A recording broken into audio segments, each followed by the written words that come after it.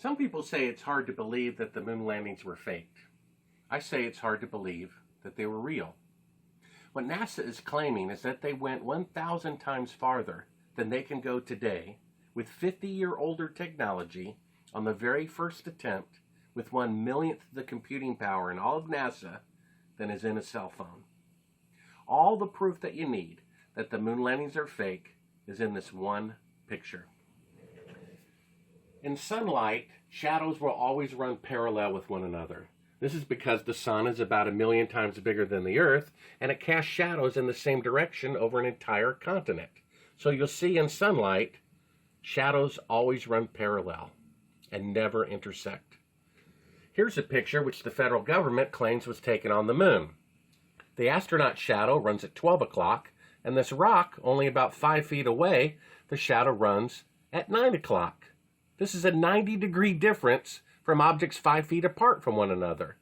This proves that this was taken on Earth with an electrical light inside of a television studio. This is all the proof that you need that the moon landings were fake.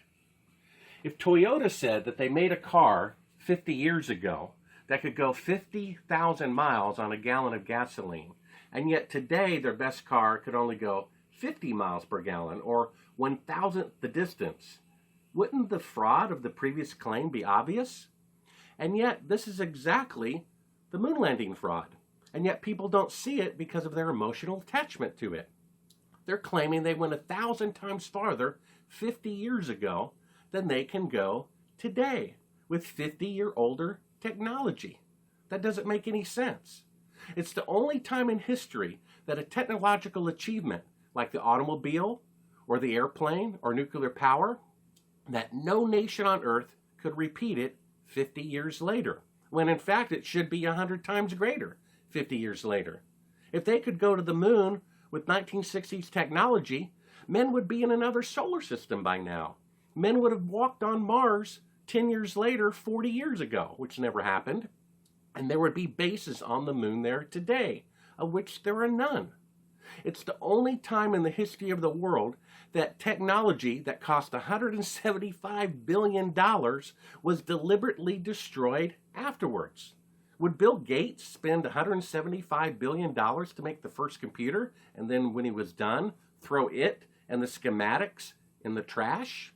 But that's what NASA claims that they did. They only did that to destroy the evidence of the fraud, which is proof itself that they didn't go, because if they really went, they would never destroy the technology. The B-52 bomber was made 70 years ago and is still in service today in the United States Air Force because it worked so well. Now they want to return to the moon, and they're having to recreate all that equipment from scratch because they deliberately destroyed it in order to hide the evidence of the fraud. I say it's harder to believe that the moon landings are real than to believe that they were fake. And this one picture proves that it was taken inside of a television studio on Earth.